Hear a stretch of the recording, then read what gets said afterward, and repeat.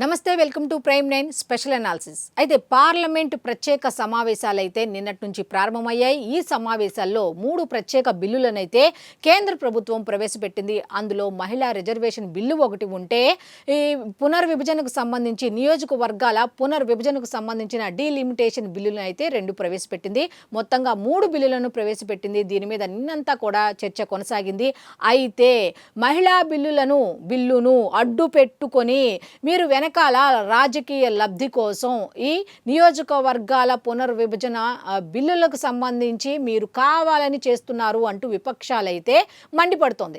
అసలు దక్షిణాది రాష్ట్రాలు కూడా ఇంకొక వైపు ఇదే చెప్తున్నాయి. ఏమని అంటే, మాకు అన్యాయం జరుగుతుంది, ఈ డీలిమిటేషన్ వల్ల మాకు అన్యాయం జరుగుతుంది అంటూ గగ్గోలు పెడుతున్నాయి. అయితే ఇటు కర్ణాటక కానీ, కేరళ కానీ, తమిళనాడు కానీ, తెలంగాణ కానీ ఈ రాష్ట్రాలకు సంబంధించినటువంటి ముఖ్యమంత్రులందరూ కూడా ఏకతాటిపై ఉన్నారు.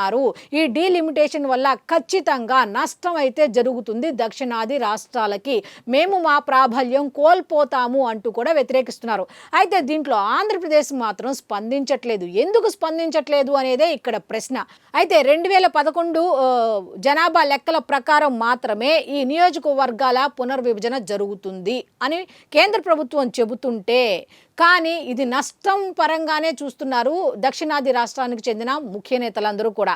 అసలు ఏ విధంగా నష్టం, అసలు ఎందుకు ఈ డీలిమిటేషన్ని వ్యతిరేకిస్తున్నారు అనేది క్లియర్గా చూస్తే, 2011 జనాభా లెక్కల ప్రకారం చూస్తే గనక కుటుంబ నియంత్రణ పాటించినటువంటి కొన్ని రాష్ట్రాలు ఉన్నాయి దక్షిణాది రాష్ట్రాలు.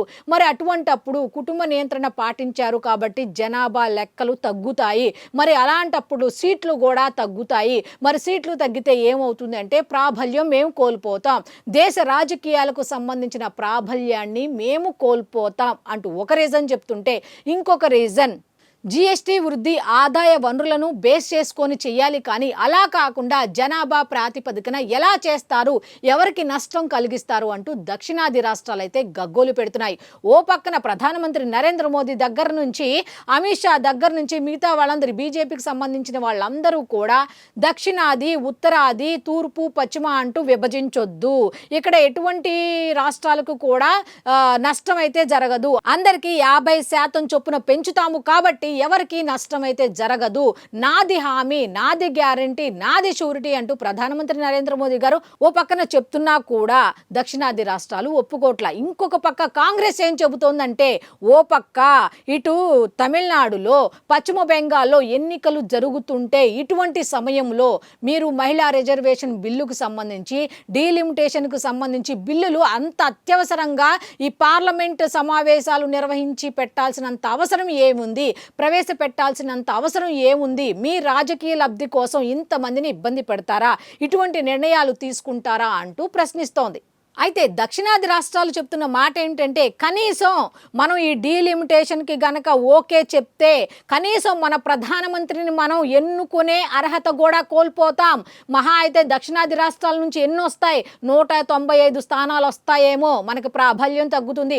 ఉదాహరణకి ఉత్తరప్రదేశ్, బీహార్ తీసుకుంటే 200 స్థానాలు అక్కడే కనిపిస్తున్నాయి. కనీసం వాళ్ళతో పోలిస్తే మనం ఎక్కడుంటాము అంటే ఒకసారి ఆలోచించండి అంటూ వాళ్ళు విజ్ఞప్తి చేస్తున్నారు. ఇటువైపు ఏమో ఆంధ్రప్రదేశ్కు సంబంధించి ముఖ్యమంత్రి మాట్లాడలేదు. ఎందుకు మాట్లాడలేదు ఏంటి అనే దాని మీద క్లారిటీ లేదు.